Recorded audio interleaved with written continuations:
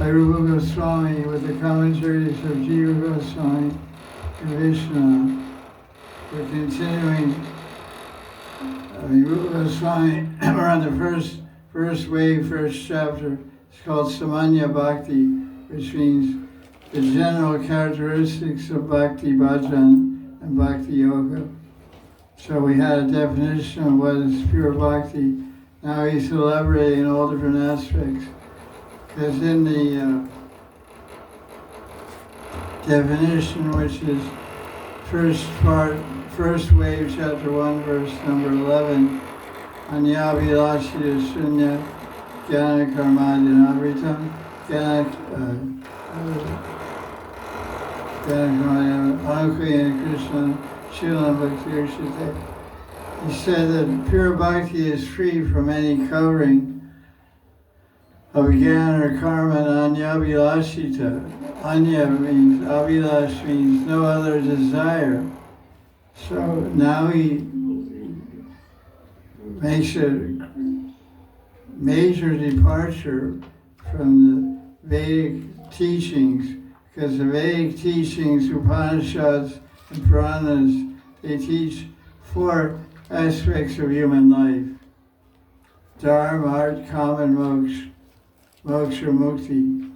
These are desirable attainments to perform religious activities, worshipping devas and forms of Bhagavan, and then getting some blessings and benefit, some economic development, art, some wealth, some money, some advantage, and then enjoying your senses, satisfying your desires.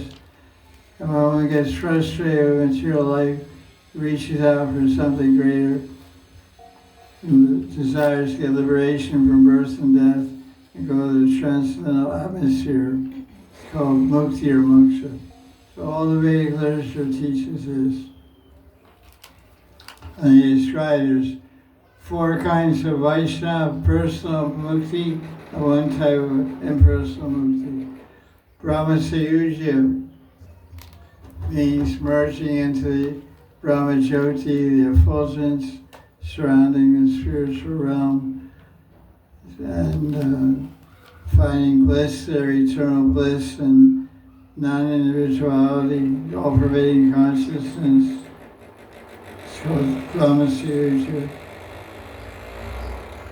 Nirvishesh Brahma.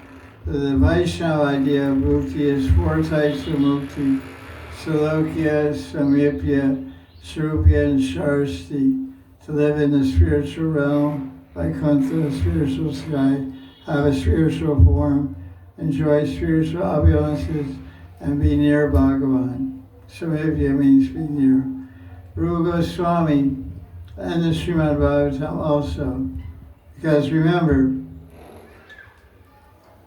all the teachings of the Goswamis are based on what book? All the teachings of the 6 Goswamis are based on Srimad Bhagavatam.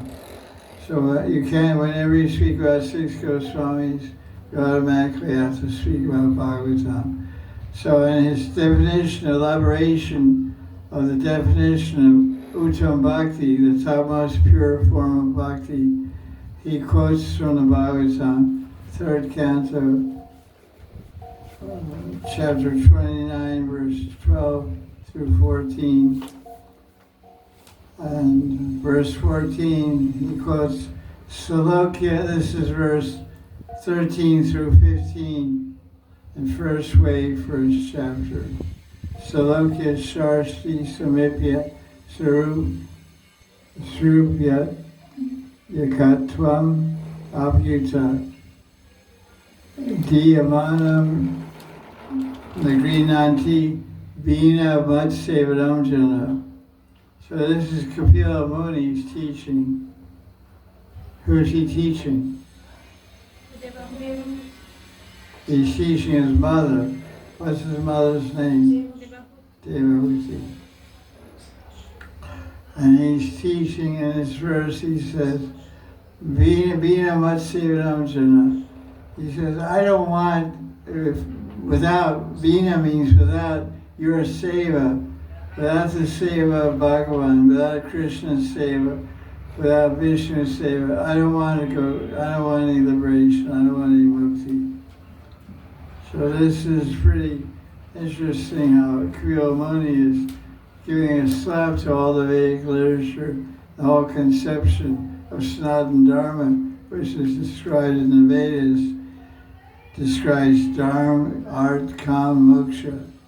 And Kriya Muni in third canto, Rupa Goswami, in his definition of pure bhakti, he said, we don't want mukti. So that's, he said, without seva, we don't want mukti. Because that devotee means love, and love means seva. So bhakti means loving Krishna, so you can't separate love from seva. So this is a very important definition.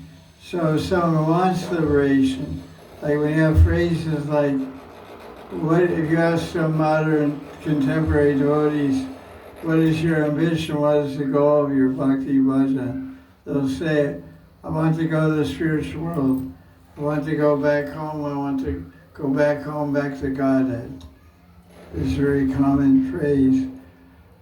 But the Bhagavatam itself, in Kapila's teaching, which is quoted here by Bhakti Sindhu, and Rupa Goswami are saying this is not the goal. Lord Chaitanya introduced, it is called Chatur Purushartha. Purusha means person, human being, and Artha means desirable object. Chatur means four. Four desirable objects for human beings. To worship some powerful entity, to get some blessings from them, to enjoy the blessings, and then renounce the blessings, renounce this world. So there's a drop of renunciation in every human being. That's why you get divorced. I don't need you anymore, get lost. So there's a lot of attachment and enjoyment, but everything in the material world is opposite. If you have attachment, then you have detachment. If you have liking, you have disliking. It's called rag and dvesh. Rag is liking, dvesh is disliking. Dvesh means envy, dvesh means hatred, dvesh means detachment, and rag means attachment, rag means passion, rag means red. So rag and dvesh, these are two things. So tendency, we are attached, we want material things, and we say, hey, how do I get the things I want? Oh, what should I have there? Worship Indra, worship Durga for power, worship. So the Vedas tell you, they know the human condition. They know the human beings want this. They know they're going to want a lot of things, and they're going to get frustrated and fried, and get detached, and want to get rid of a lot of things. So they give a description in the Vedas how to get things, how to get rid of things. How to get attached, how to fulfill your attachments, how to become detached. It's all described in the Vedas. Very interesting. So here Rupa Goswami is emphasizing, we don't care about going back to God. And Lord Chaitanya taught the same thing where? Okay, Panashi is on the scene. He came in with his cue card right on time with the line. Madana Janma Sundaram Gavi Dhamma Lady Shikame Mama Janmani Janmani Shri Bhavasat Bhakti Raita Gujari Chaitanya Mahaprabhu and Shikshastakam number 4. Number 4 after Shinada P. He says, I don't care about anything. I just want to serve Krishna life after life.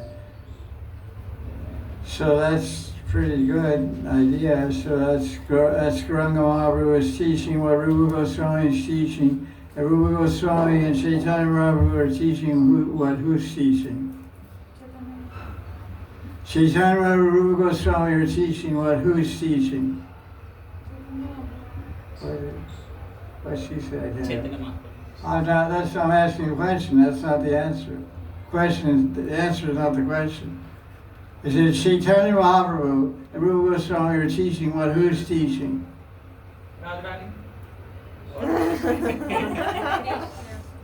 Indirectly. I could not understand question.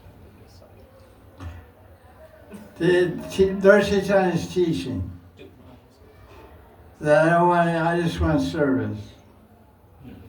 And Rupa Goswami is also teaching that. Yes. So where does this teaching originate from?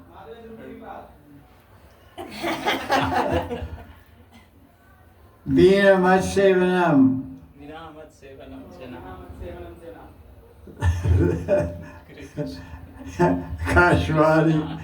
Kashwadi for the kitchen. Yeah, right. Third canto.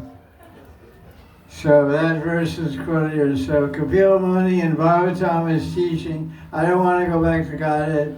I don't want to go to Goloka. I don't want to go to, this or that. I just want to serve Krishna. Here or there, anywhere. Like, for example, I met a Brishvasi the other day. My friend down the street, Kusan Sora. He's a mature Brahmin. And he stood up to embrace me when I was saying goodbye. He said, you and I are Brishvasis. He's looking me in the eyes, And he said, we don't want to go to the spiritual world. He said, in the spiritual world there's no holy, there's no rasa. That's what he's saying. I'm just quoting. But all these things are here. This is much better living in Vrindavan than go to the spiritual world. So we want to come back here next life, right? I said, right?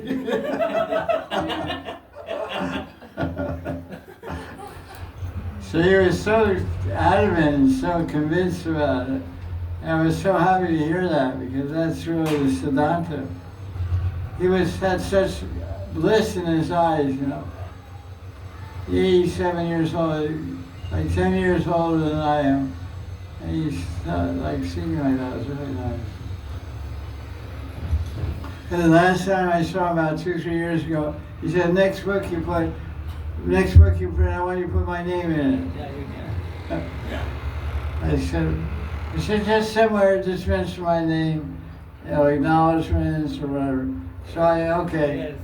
So I reprinted Bhavana Star Sangra. I put his name in acknowledgements. Gurudev's name and Prabhupada's name and his name also. So I showed it to him the other day and he was very happy. Jai Sri Radhe. Look like Valentine's Day. I just think of Valentine's Day when I see all kinds of hearts and little Cupid guys, little angels flying around with bow and arrow. They're like, it looks like a little Cupid. Very, very rosy and very heartly and very loving colors. Redford, I know, okay, Surya Day, but it too much reminds me of Valentine's Day. Or Christmas with those peppermint candies hang on the tree, Those little white and pink peppermint, it looks like a cane, candy canes. It looks like a candy cane, Okay, good.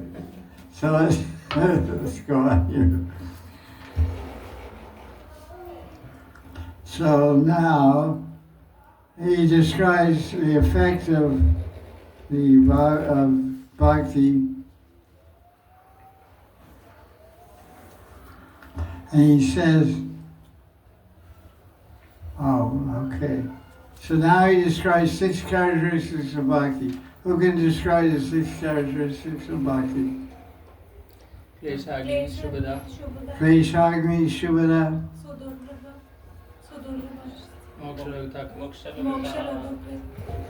Moksha Lagutakrit and 2 more. Sri Krishna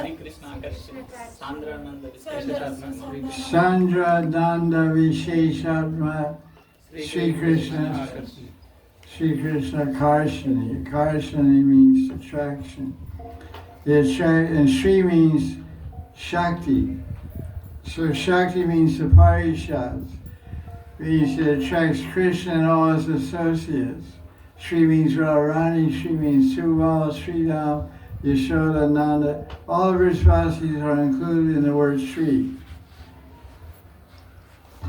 Sri Krishna Karshani. They're all attracted to one who has love in their heart, prema. It's one of the symptoms of bhakti at the level of prema.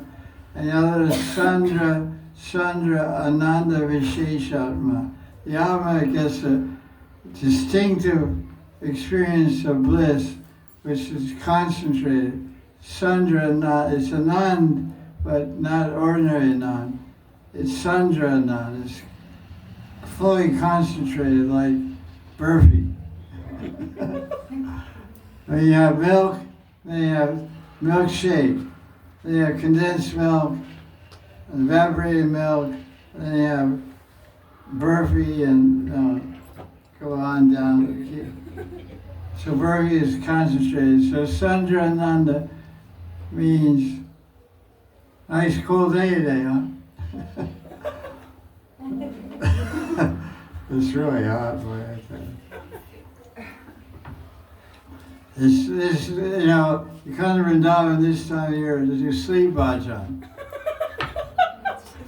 This from April to September is sleep bhajan. It's so hot, you know.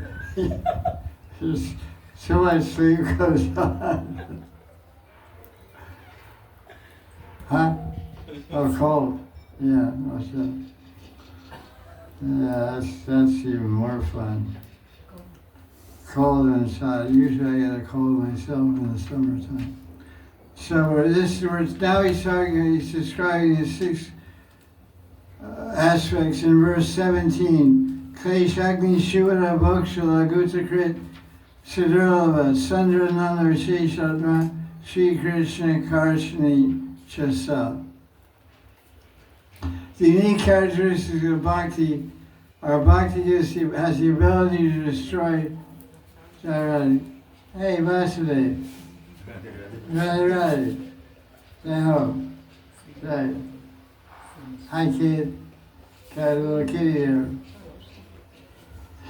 Its ability to destroy suffering, Kleshagni, it bestows auspiciousness, it disregards liberation, it's rarely attained, and it's a manifestation of concentrated bliss and attracts Krishna. Jai Sri Radhe. So these are the summary of the unique qualities of bhakti. Then he discusses them each individually. Klesha, papam to bijam avidya, that bhakti destroys all suffering. Suffering comes in three forms. Sin, reaction to sin, the seed of sin, and ignorance. So he describes sinful reactions. And aprabdha and prabdha, which everyone knows. Prabdha is sins that one is suffering from now in this life. Aprabdha means next life, and next life, and next life. It's a pretty tangling scene. Here's the example of destroying all aprabdha reactions from the 11th canto of Bhagavatam. Bhakti is like a blaze, Krishna tells Uddhava, Bhakti is like a blazing fire which burns to ashes all sinful activities. And then he quotes, in the next verse he quotes, that's the example of aprabdha. And here's an example of prabdha from 3rd canto of Bhagavatam, chapter 33, verse 6.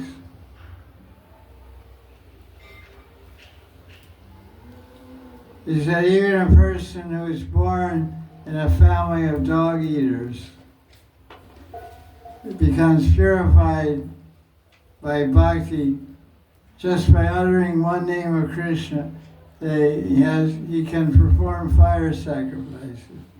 Jiva Goswami gives an elaborate commentary that says that he won't do it because he won't upset the social order.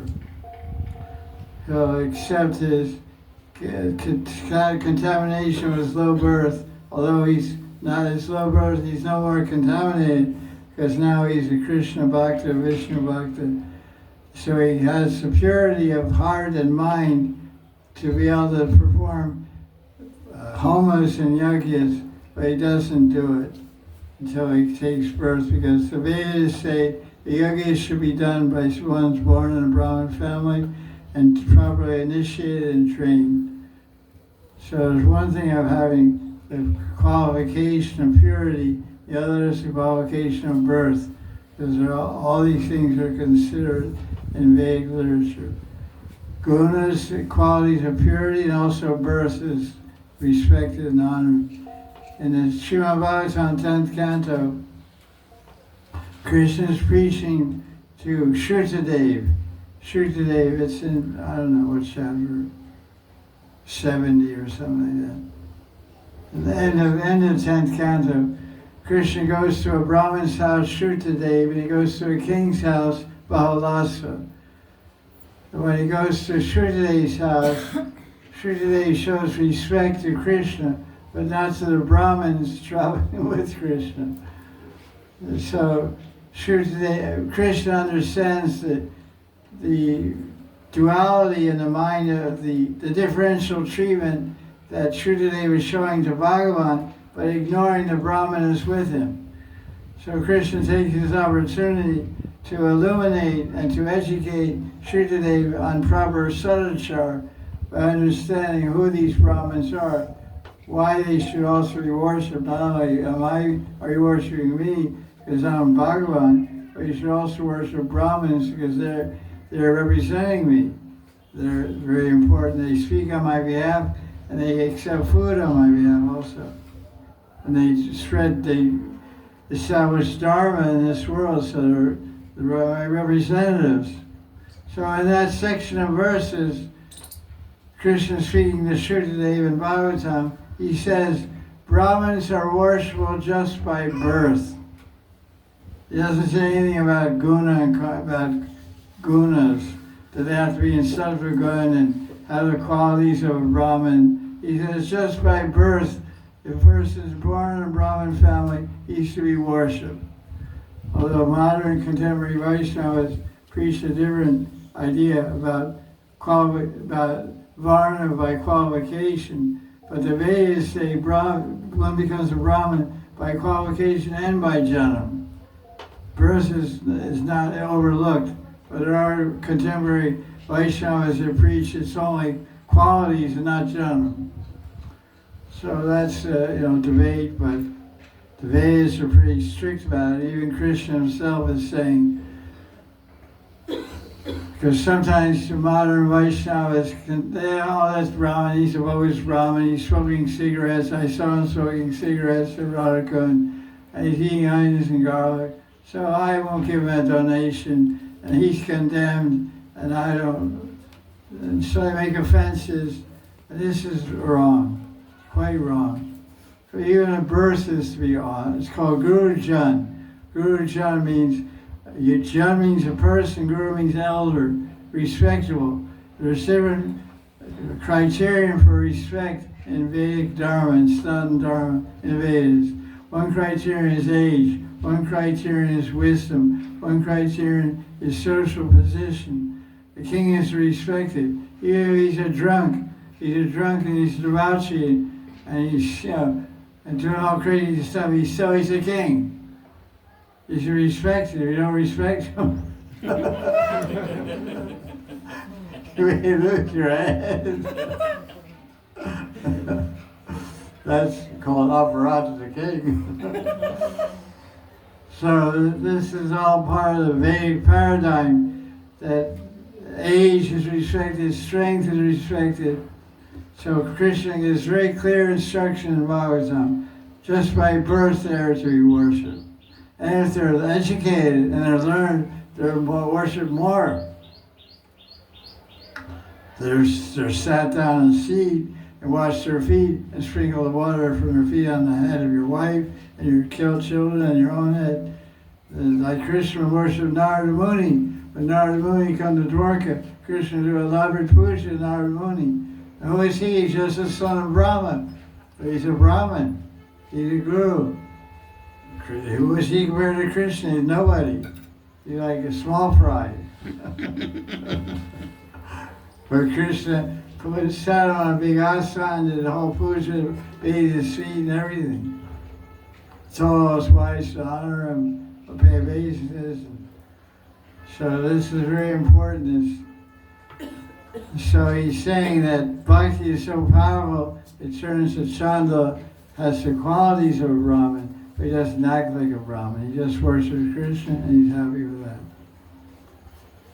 And then there's a lot of commentary about these verses you can read. He goes through one by one, quoting different sections of Bhagavatam, how this is under the category of one of the characteristics of bhakti, which is called kleshagni, which destroys sins. So sins are lying in different stages. So one is called bijam. So he quotes a verse from 6th canto of Bhagavatam, a Jamil story, chapter 2, verse 17. That bhakti destroys the seed of sin. What is the seed of sin called? It's called vasana. Vasana means material desire. So here's the translation, 6th canto of Bhagavatam, chapter 2, verse 17. Although one may neutralize the reactions of sinful life, it's called prayaschitta. You do some sin, you're going to get a reaction from that sin. So you can avoid the reaction or reduce reaction by doing what? Atonement. By doing prayaschitta or atonement. What are different forms of atonement? What are different actions? What are different actions which destroy and minimize reactions to sins? Repentance, charity. Charity is the correct answer. Yajna is the correct answer. Tapasya, fasting. And that's what it says. Tapasya, bratas, dan, charity, or saying charity. But then it says, however, if one serves the lotus seed of Bhagavan, Vishnu, Ram, Krishna, etc., he or she is immediately freed from all seeds of sin. So that's because if you do all tapasya and charity, you're free from reaction, but not the desire to do it again. That's bhakti takes away the desire to do sin, because sin is based on ignorance, avidya, and vasana, desire. Now he describes bhakti's ability to destroy avidya, ignorance, because ignorance is the primary cause of sin. Ignorance of our spiritual identity, ignorance of the laws of the Vedic laws, and just basically ignorance of proper behavior. So, how did the verse go here? He quotes a verse from Bhagavatam, 4th canto, chapter 22, verse 39.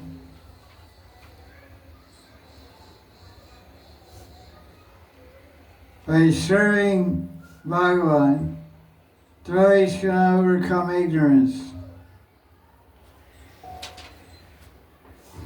That's pretty good. Because it's very difficult. The empty-minded non-devotees, jnanis and yogis, although they try to stop the flow of sense activity, they cannot do so. Therefore, one is advised to engage in the service of Vasudeva, Krishna. So he's trying to show that bhakti destroys ignorance.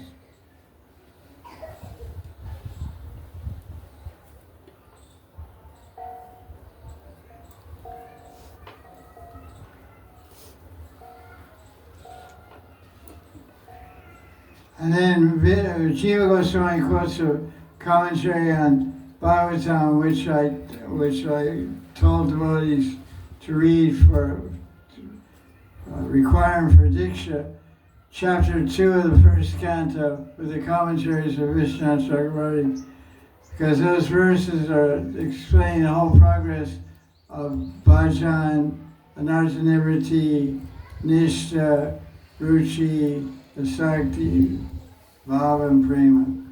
So Jiva Goswami quotes that progression here, how different stages of bhakti destroy different degrees of sin. Bijam stage is destroyed, and ignorance is destroyed fully at the level of bhava. So he's quoting those verses. First canto, chapter 2, verse 18, 19, 20. And that's whole discussion there. The progress of bhajana kriya to prema is described in the first canto, chapter 2.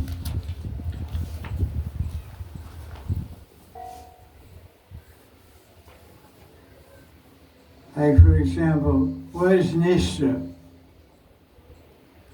Nishta is described in first canto, chapter 2, verse 19. As soon as nishta is established, nishta and bhakti is established in the heart, the effects of passion, rajagun and tamagun, and lust, desire, and hankering disappear from the heart. The devotee becomes established in goodness and peace. And he sees Krishna in his mind. That's the commentary of Vishnu. That's the nature of nishta. So then he quotes the verse, Rupa Goswami quotes the verse from Padma Puran about snakes and forest fire. A forest fire burns up snakes.